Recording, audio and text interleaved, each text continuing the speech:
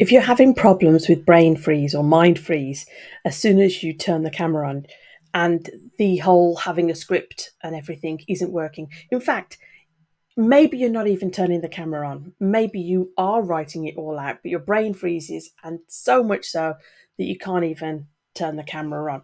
I was thinking, what micro steps would I recommend for you? Because my background is that I used to help people whose brain froze and they just got so anxious, but in normal everyday conversations or in conversations with their boss or with work colleagues or with clients, forget the artificial, this is weird, turning a camera on. I was helping those people. And one of the first things I would say is you're not alone.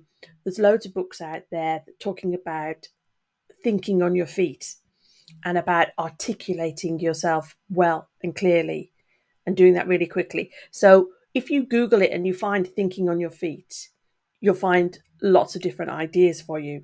The problem is, oh, there's so many problems. The problem is if you type in help with speaking, you will automatically be pushed to public speaking. And my apologies, I've spent 20 years trying to persuade people speaking is speaking and public speaking is public speaking, and it's completely different. But I completely failed. And that's why I'm doing a whole refresh and starting again. So you will find help with thinking on your feet, and thinking on your feet doesn't mean da-da public speaking. It's just a few tips to help you. But if you've specifically got the whole brain freeze, mind freeze, and what I mean by that is there's nothing. It's not like you're editing or trying to figure out what to say. There's nothing. I remember my my brain freezes a lot, and I have to remind myself this is a normal process of a panic feeling, and then what happens next is you list and then you choose. But nobody had told me that it was normal. So what was happening is I was feeling nervous and anxious about feeling nervous and anxious. And I think step one is this is normal. Loads of people feel it. Your brain freezes. It's how you recover from that. And I've done a book about mind freeze and everything, but I'll quickly say to you, there's three different ways you can move forward. One is you can focus on feelings type of things. I need to calm myself down. I need to feel less anxious. Maybe I'll try meditation. Maybe I'll try speaking to myself in a kind way. Da da da da. Completely failed for me because even though I did those things, in the moment when somebody was looking at me and wanted to talk to me, I would freeze. I mean, it was so quick. It wasn't even like I was saying to myself, oh, this is a big deal and this is important. I just free. It felt instantaneous that I would freeze. So, of my three ways that you can go forward, one is focus on feelings. It's okay that everybody will say, just be confident. It's okay if you're struggling with that. If in the heat of the moment that fails you, I still think it's a really good way, and I think it'll sneak in later that it'll help you. Then there's method number two. Method number two worked for me, and that was to learn more about speaking. Not necessarily public speaking. So, learning more about speaking, and I got some feedback about that, helping me know whether do I sound clear? Am I doing ums and ahs? Is there anything really obvious that I'm doing? For example, saying so at the beginning of everything, or like, or I had a phase where I kept doing to be truthful, to be truthful. And some friends pointed out to me, and I was like, to be truthful, I don't do that. And I was like, oh my goodness, I do. So sometimes you need an extra person to point out those things.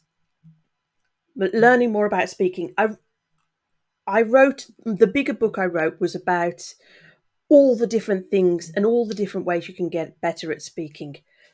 Please remember, I'm talking about speaking, not public speaking.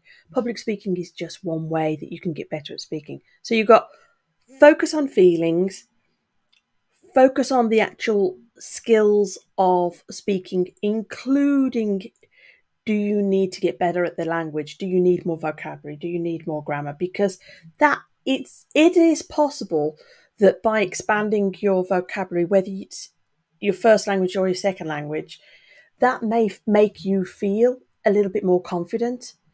And this is something sneaky about method number 2, about improving how you speak, is that as you know, like concrete know, something to hold on to, that you're getting better at speaking, it feeds into this number 1 method and you start feeling a little bit more confident, a little bit more sure of yourself. It's sneaky.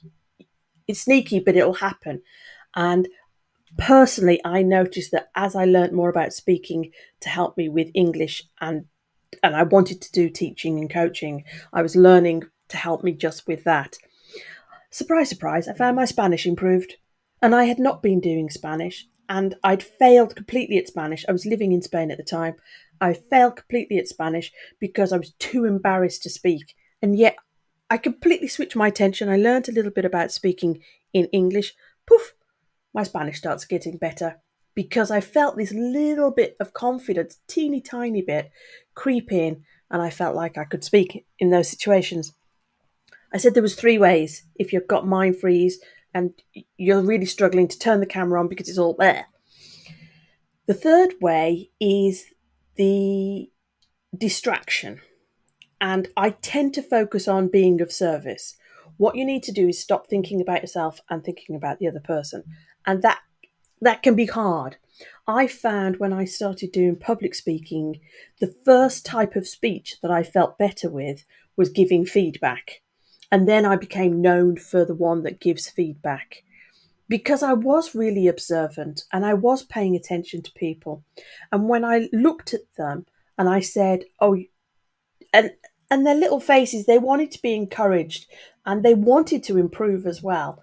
And I really felt that. And I looked at them and all I wanted to do was be kind, encourage them, but also give them something really concrete to hold on to so that they could keep improving.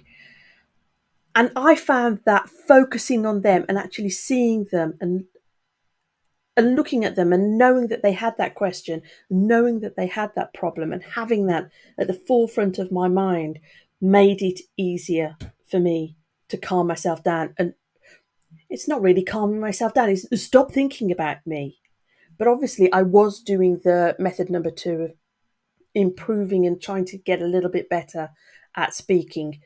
And that's why in this method number 3, especially for YouTube, knowing that somebody has a particular question, and especially, oh, thank heavens for people that give you questions. If you've got a subscriber that gives you a particular question, you'll find that is so much easier to make a video about.